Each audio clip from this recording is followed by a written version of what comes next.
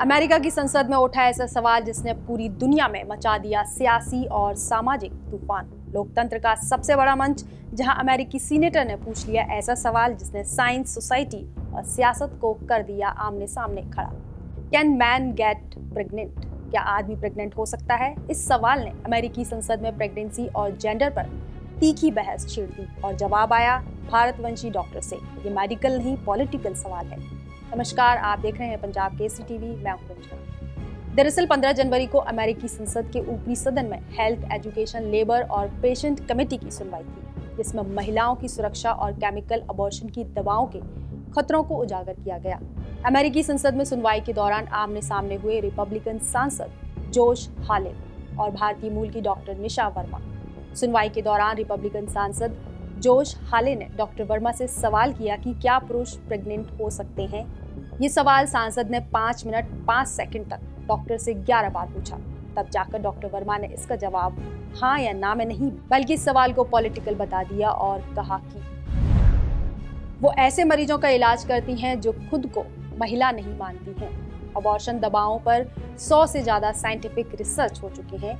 ये दवाएं सुरक्षित और असरदार होती हैं। 2000 में मंजूरी मिलने के बाद अमेरिका में करीबन 75 लाख से ज्यादा अबॉर्शन पिल्स का इस्तेमाल हुआ है। इस सुनवाई में अमेरिकी सीनेटर में सांसद जोश हाले ने डॉक्टर निशा वर्मा से पुरुषों के प्रेग्नेंट होने पर कई सवाल जवाब किए। सांसद जोश हाले, क्या पुरुष प्रेग्नेंट हो सकते हैं? डॉक्टर निशा, मुझे समझ नहीं आ रहा इस सवाल का मकसद क्या है। सांसद जोश हॉले, इसका मकसद एक जैविक सच्चाई को समझना है। डॉक्टर निशा, मैं ऐसे लोगों का इलाज करती हूँ जिनकी पहचान अलग अलग होती है। सांसद जोश हॉले, आपने कहा कि विज्ञान और सबूतों से फैसले होने चाहिए। आप डॉक्टर हैं। डॉक्टर निशा, विज्ञान और सबूतों से ही इलाज को दिशा मिलनी चाहिए।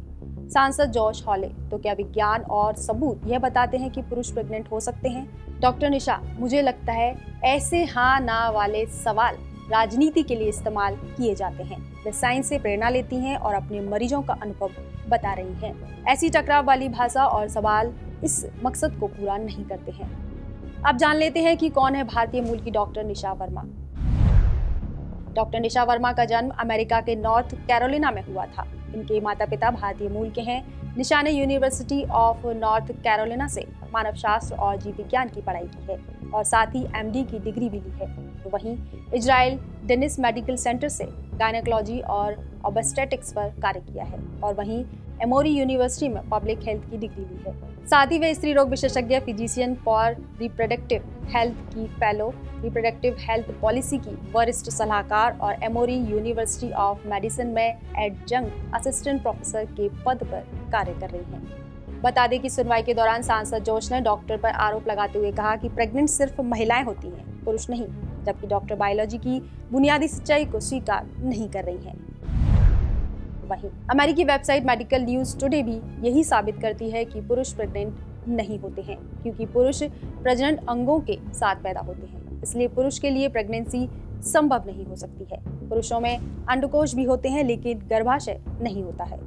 हाँ, कुछ ट्रांसजेंडर पुरुष और नॉन बाइनरी लोग प्रेग्नेंट हो सकते हैं। 2019 में 20 साल का ट्रांसजेंडर पुरुष टेस्टोस्टेरोन बंद करने के 2 महीने बाद प्रेग्नेंट हुआ और उसने स्वस्थ बच्चे को जन्म दिया। तो वहीं ट्रांसजेंडर पुरुष सर्जरी भी करवाते हैं जिसमें गर्भाशय और छाती की सर्जरी भी शामिल होती है। तो वहीं आंशिक सर्जरी के बाद गर्भाशय नहीं भी होता है तो भी प्रेग्नेंट हो सकते हैं। हो सकता है आने वाले समय में पुरुष भी गर्भधारण कर सकें, लेकिन फिलहाल ये रिसर्च के स्तर पर है। बहरहाल अमेरिका की संसद में उठा ये सवाल दुनिया में बहस बन गया है और भारतवंशी डॉक्टर निशा वर्मा की बात इस बहस की सबसे बड़ी आवाज बन गई है। सवाल पुरुषों की प्रेगनेंसी को लेकर था कि क्या पुरुष प्रेग्नेंट हो सकते हैं। इस सवाल पर सांसद जोश ने साफ कहा कि महिलाओं को बायोलॉजिकल रियलिटी मानना कोई विवाद नहीं बल्कि सच्चाई है। इससे इनकार करना विज्ञान और महिलाओं की सुरक्षा को कमजोर करता है। इस सवाल पर छिड़ी बहस ने सियासत को बेनकाब कर दिया। अमेरिका में उठी इस बहस ने साबित कर दिया कि जब राजनीति हावी होती है तो विज्ञान भी कटघरे में खड़ा हो जाता है। फिलहाल के लिए इतना ही। देखते रहिए पंजाब केसरी टीवी। नमस्कार। हमसे जुड़े रहने के लिए हमारे YouTube चैनल को सब्सक्राइब करें और नई वीडियो की नोटिफिकेशन के लिए बेल आइकॉन को दबाएं।